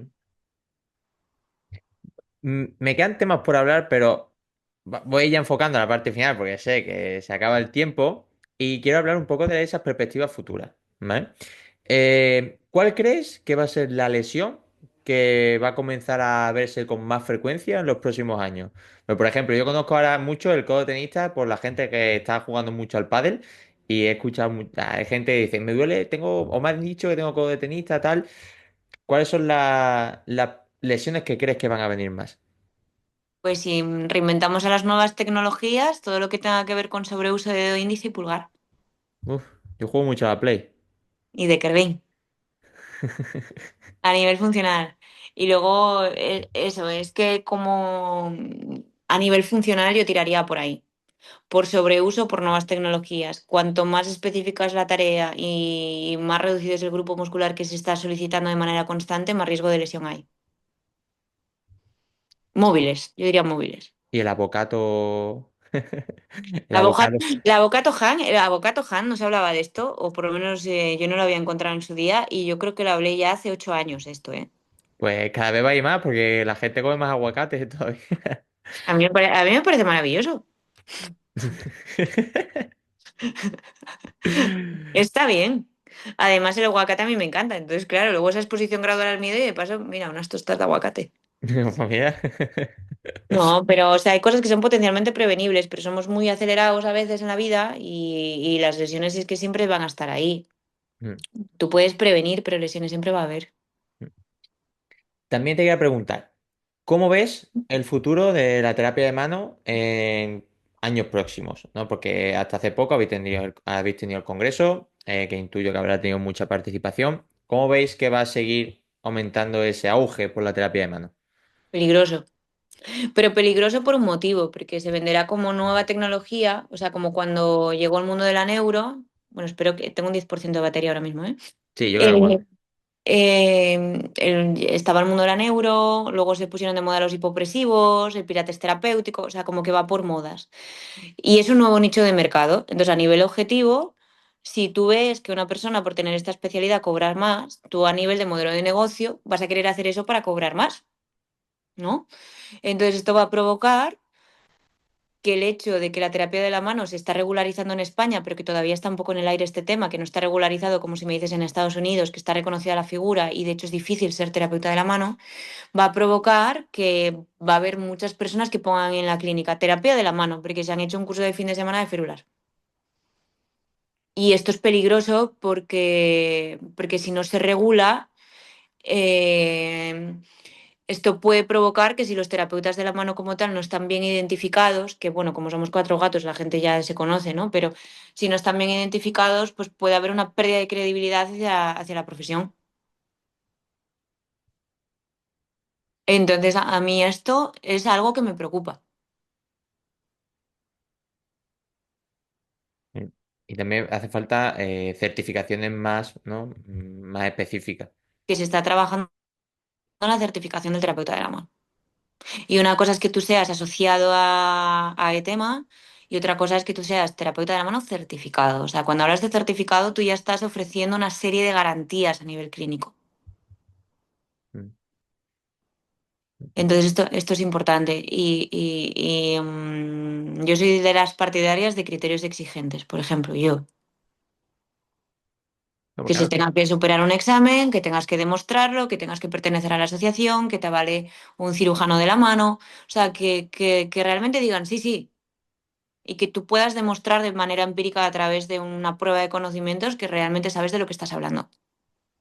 Si te ganas ese respeto, Sí, porque sí, lo haces de manera más específica y profesional, no es solo, bueno, has hecho un examen teórico tipo test y ya eres terapeuta de mano. claro, no, no. O sea, lo importante es darle esa rigurosidad y yo no pondría algo fácil.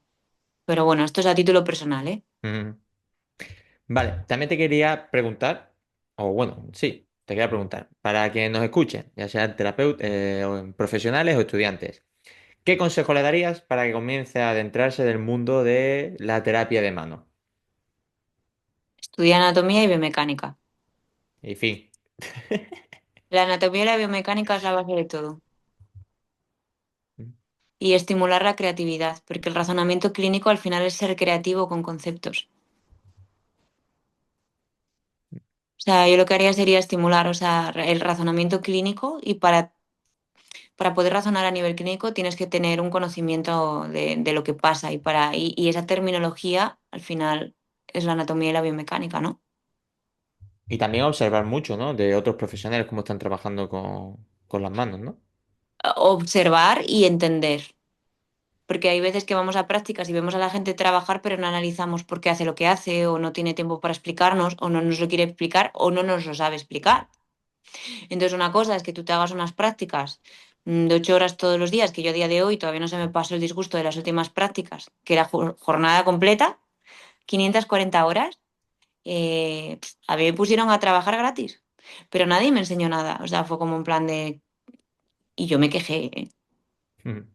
O sea, porque es como, ¿qué mierda pinto yo aquí encima trabajando gratis? O sea, es como a mí me parecía pero mal, porque ¿qué estábamos fomentando? Destrucción de empleo. ¿Para qué vas a contratar si tienes a gente de prácticas? A mí me dejaban sola y encima el centro estaba cobrando porque yo estuviera ahí. O sea, que no sé, que esto es un tema que no es tan simple como esto, ¿no? Hay que darle muchas vueltas. Pero yo me acuerdo que en el momento estaba como muy desganada porque es como menuda mierda todo. Y en terapia de la mano es anatomía, biomecánica, razonamiento clínico. Pero tú Y, no puedes hacer razonamiento clínico si no tienes anatomía y biomecánica. ujú. ¿Y crees que también falta un poco en los grados y más terapia de mano, ¿no? Dentro del grado y también más especializaciones con másteres de terapia de mano? Sí. sea, hay cosas de terapia de la mano, está el máster de la uni, está el de la Salle, que es oficial. En la Rey Juan Carlos hay un experto. O sea, la terapia de la mano sí que se está moviendo, pero dentro de las universidades no sé hasta qué punto. O sea, sé que en la Gimbernat sí, porque al final los profesores que dan también hay parte de terapia de la mano. Pero, por ejemplo, aquí en la Universidad de Oviedo no se da.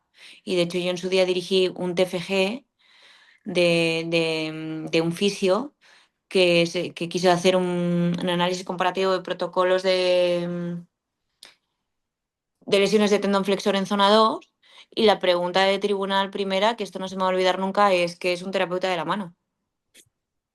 Quiero decir, si dentro de las propias organizaciones públicas no se conocen las especialidades que podemos tener, ¿cómo las vamos a enseñar? No puedes enseñar algo que no sabes que existe. Y yo creo que si se empezaran a meter terapeutas de la mano en docencia, que bueno, que los hay, mira Raquel Cantero, mira, te habla de terapia de la mano, pero en el norte hay un poco vacío legal, ¿no? Está Jesús Agüero en Cantabria, pero él, por ejemplo, le gusta mucho el tema del dolor y está súper enfocado en docencia el tema del dolor. Está Sever Goyena, que está en País Vasco, y él está, por ejemplo, súper enfocado al mundo de la escalada.